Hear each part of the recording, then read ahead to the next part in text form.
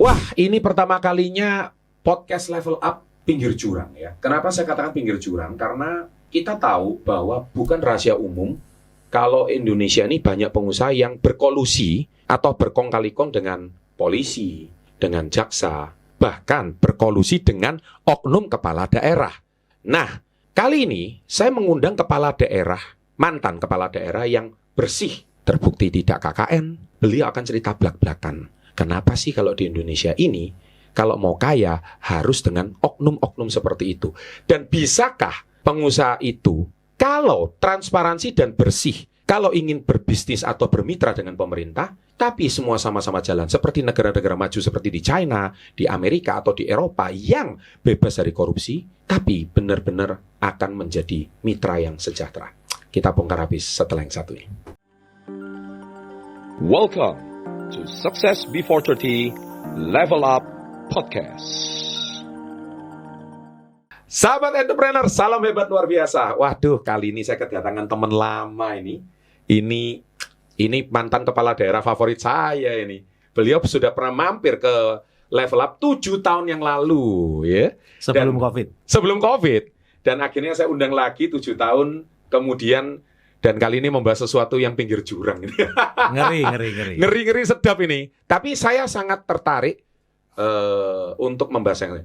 Kang Yoto atau Bapak Suyoto, mantan kepala daerah Bupati Bojonegoro periode 2008 sampai 2018. Kang, selamat datang kembali, Kang. Selamat datang, Mas.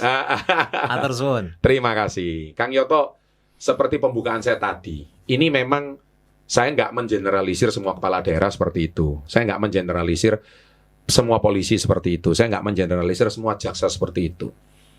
Dan semua pengusaha. Dan semua pengusaha juga seperti itu. Dan kita tahu yang gitu itu malah kaya raya di Indonesia, Kang. Nah, kenapa kok bisa nggak sih, Kang, kita itu menjadi mitra pemerintah yang bersih gitu loh. Menurut Kang Yoto itu kenapa? Coba Kang Yoto jelaskan. Sebagai pengalaman, sebagai mantan kepala daerah yang sudah 10 tahun dan Kang Yoto terbukti mampu membuat Bojonegoro itu bangkit dengan cara yang bersih. Kita mengenal di Indonesia ini ada 3 pengusaha, Mas. Ya. Jadi saya juga masih ingat kalau saya masih ingat waktu jadi bupati, pengusaha-pengusaha saya kasih duduk di kanan kiri saya. Kalau birokrat pasti langsung, loh, pengusaha kok ditaruh di kanan kirinya Kang Yoto gitu kan. Iya. Wah, ini mau kolusi apa ini? Jadi mindset kita umumnya langsung kalau ada pengusaha dekat dengan pejabat itu langsung bilang kolusi. Wah, ini pasti kolusi mau main-main apa gitu ya. Padahal sebenarnya ada 3 jenis pengusaha di Indonesia ini. Oke. Satu adalah pengusaha yang dia bisa kaya dengan sumber daya alam Indonesia. Karena itulah dia akan berusaha keras untuk mendapatkan license, izin tambang ya, sawit, hutan gitu ya. Kita tidak menutup mata, memang ada orang yang dengan cepat kaya di situ. Setuju. Ya. Yang kedua adalah pengusaha yang basisnya adalah sumber APBN dan APBD.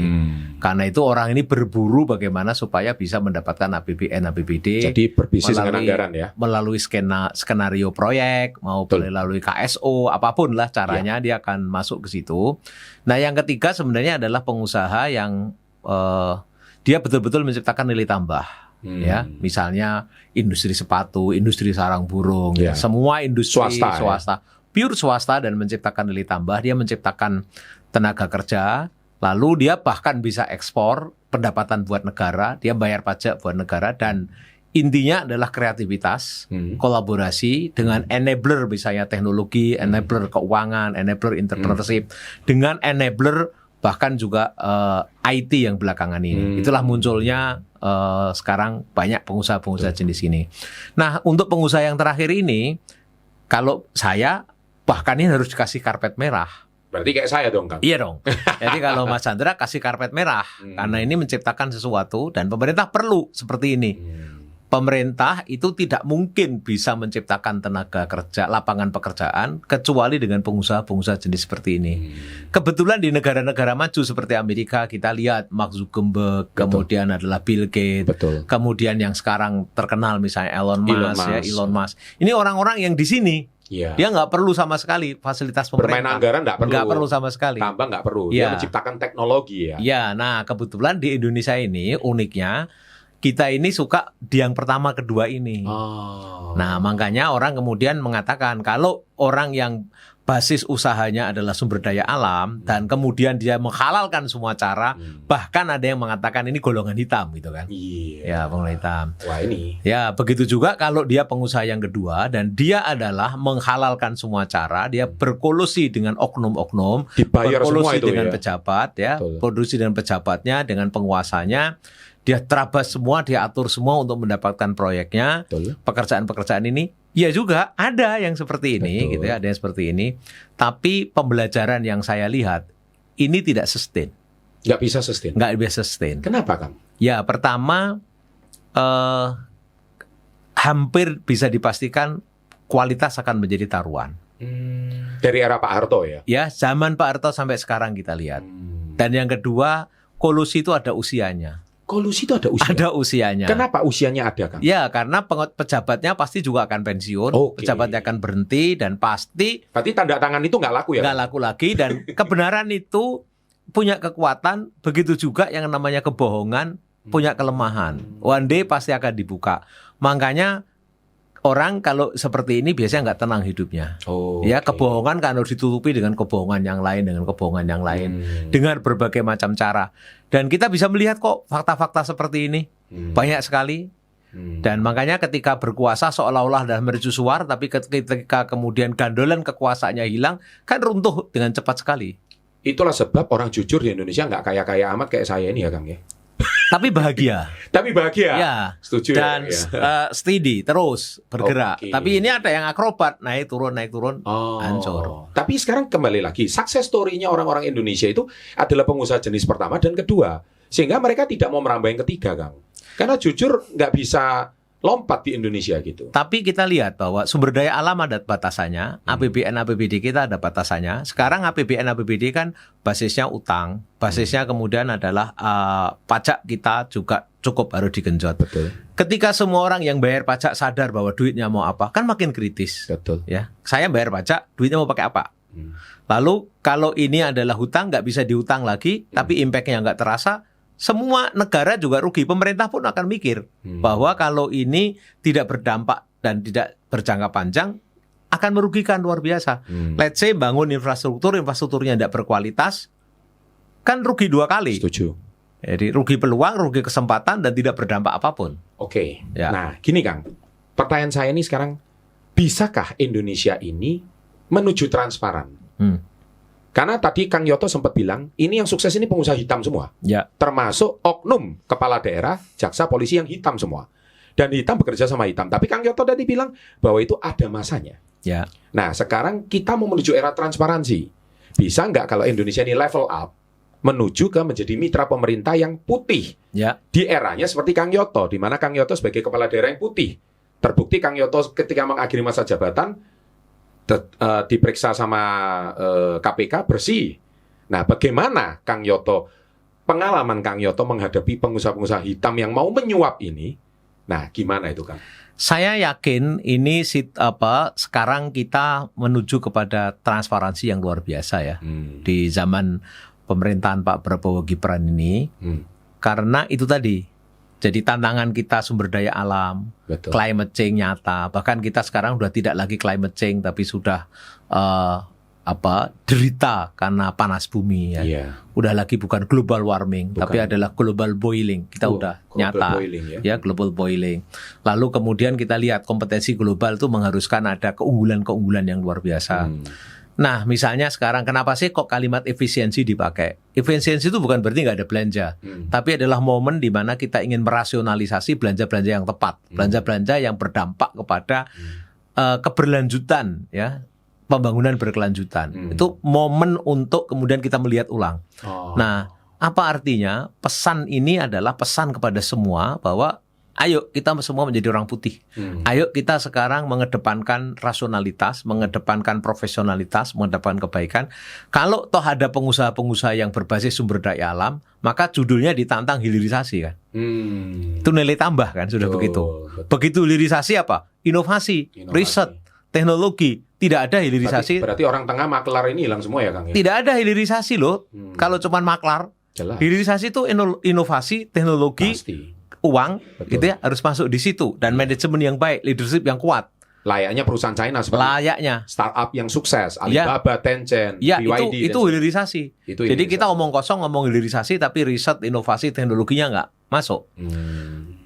Lalu kalau kita ngomong sekarang pemerintah pasti mendorong partnership kan. Makanya sampai ada PT SMI misalnya. Betul. Ya, PT SMI itu kan untuk partnership di mana swasta masuk menjadi mitra, menjadi partner pemerintah. Ini didorong bagaimana swasta menjadi partner pemerintah untuk memberikan solusi-solusi.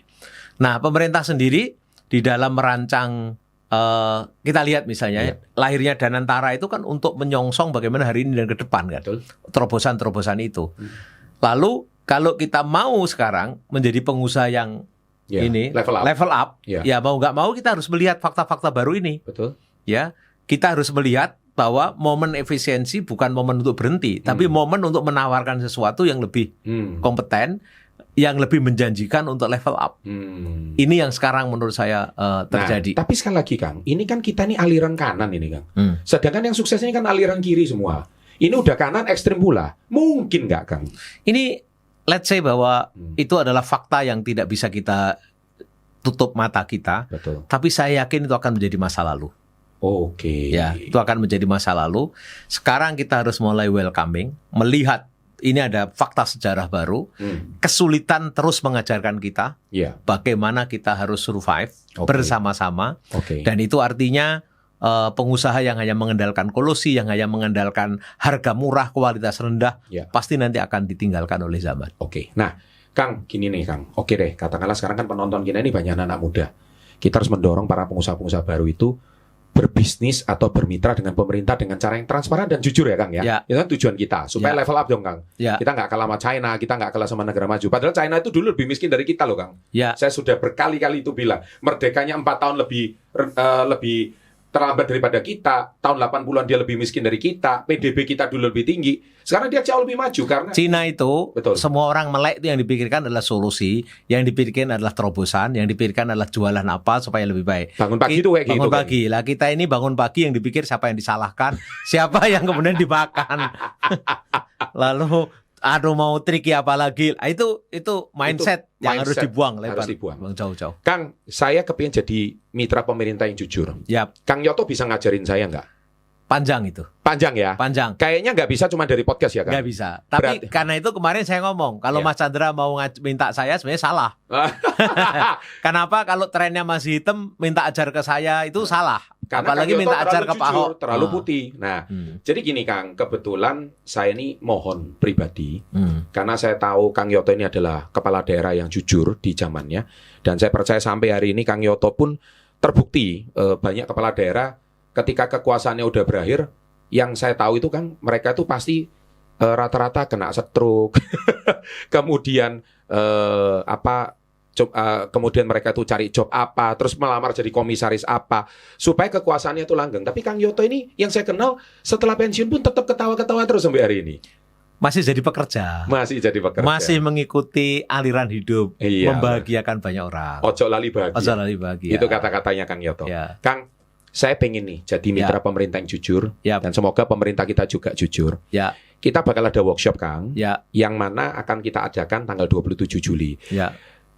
Kang Yoto bersediakah menjadi salah satu narsum kami untuk memberikan kami bagaimana sih menjadi mitra pemerintah yang jujur, Kang? Kalau untuk orang-orang yang mau level up, Mas, saya sebenarnya sulit untuk menolak. Sulit untuk menolak. Ini karena orang-orang yang terpanggil untuk melihat masa depan dan menyambut masa depan. Luar biasa. Sulit untuk menolak itu adalah bahasa yang betul-betul yang saya tunggu-tunggu dari level up. Kenapa? Karena merayu Kang Yoto ini tidak mudah. Karena Kang Yoto tadi sudah bilang. Lah sekarang bayangkan Kang, ibaratnya bioskop ya Kang ya. Indonesia ini yang laku horor semua Kang. Lah tiba-tiba Kang Yoto ini keluar dari horor gitu loh. Ini laku nggak bioskopnya ini? Itu. Kita nggak tahu ini. Kita kan nyeleneh sendiri ini. Kok gitu. Berani-beraninya ngundang saya? Nah, karena kembali lagi Kang, bukan level up Kang. Namanya kalau saya nggak berani mengambil oknum ya Kang ya, yang jujur. Karena harus kompeten, terbukti gitu loh Kang Yoto. Nah, dan hebatnya lagi duet maut Kang sama Pak Ahok. Yang juga terkenal transparan, bersih, lurus, dua aliran naga putih ini istilahnya Kang Yoto. Kang, kira-kira Kang, selama ini kalau kita tahu lah ya, saya buka rahasia umum. Wah, saya susah kalau kena procurement. Ya. Saya susah ini, saya harus tahu oknum siapa yang bisa saya suap. Nah, itu jalannya yang penting kenal orang dalam. Ya. Selalu kayak gitu. Kang, kira-kira dengan workshop kita ini, hal kayak gitu tuh bisa dihilangkan nggak sih, Kang? Digitalisasi itu adalah, kita sekarang mengenal apa yang disebut dengan transformasi digital. Dan pemerintah Indonesia sudah masuk ke situ. Siap. Ya, artinya sebenarnya kolusi itu ruangnya makin kecil. Dan kalau kolusi cepat atau lambat pasti ketahuan. Oke. Pasti ketahuan kalau sudah digitalisasi ini. Hanya soal kamu ditindak atau tidak itu aja. Dan kamu untuk nutup-nutupi itu, ada pepatah mengatakan kebohongan itu adalah mata rantai yang sangat panjang. Sekali kamu nutupi, maka dia akan terus. Oke. Itulah sebabnya banyak orang yang dapat untungnya aja sak mbok-mboknya ikut kan ya, untuk nutup-nutupi seperti itu. Jadi pertama, digitalisasi ini udah terjadi. Ya. Dan sekarang lihat, semua sistem procurement kita udah digitalisasi semua. Ya. LP2, LPSE itu kan contoh yang sangat nyata ya. Iya. Dan ini terjadi. Dan transformasi digital di era Pak Prabowo yang saya tahu ini makin diperkuat ya. Karena itu nggak ada pilihan lain. Kecuali kita harus menyiapkan diri menjadi level yang jauh lebih profesional. Wah, ini kira berarti workshop level up beneran ini. Ya. Dan itu artinya pengetahuan kita harus lengkap. Bagaimana kita mengerti cara pemerintah membuat program, cara pemerintah mendesain program, tapi juga tahu bagaimana sebenarnya semua persyaratan procurement yang diperlukan oleh pemerintah kalau kita mau masuk. Dan tetap jangan sombong, ya, tetap harus belajar dengan semuanya agar kita bisa mendapatkan yang terbaik dan bisa memberikan yang terbaik. Berarti ini adalah sebuah berita baik untuk kebangkitan Indonesia baru menuju Indonesia Emas 2045. Masih ada secercah harapan di balik aliran hitam itu tadi. Kang, semoga ini workshop pertama, karena bukan rahasia umum, Kang. Orang mau gabung Kadin itu untuk apa? Orang mau gabung HIPMI itu untuk apa sih, Kang? Ya cari proyek lah, Kang. To the point aja. To the point saya ngomong. Tapi ini cari proyek yang benar, yang jujur. Nggak apa-apa cari proyek itu ya, Kang ya. Nggak apa-apa. Tapi itu pemerintah perlu partner kok. Perlu partner kan perlu ya, partner. Kan? Nah, guys, jadi tanggal 26-27 Juli, Anda harus segera daftar sekarang juga. Workshop ini saya taruh di kolom deskripsi, dan pengajarnya adalah orang yang sudah terbukti kompeten. Ngerayunya lama loh, nggak mudah. Karena apa? Yaitu tadi beliau bilang, di saat semuanya hitam kok kita putih sendiri. Dan Kang Yoto tadi sudah bilang, sulit menolak kalau mengajarkan yang benar. Ada closing statement, Kang? Enggak, saya kepingin mendengar, ini kalau podcast ini ditonton, semua teman-teman kalau ada kasus, ada masalah, tulis di kolom.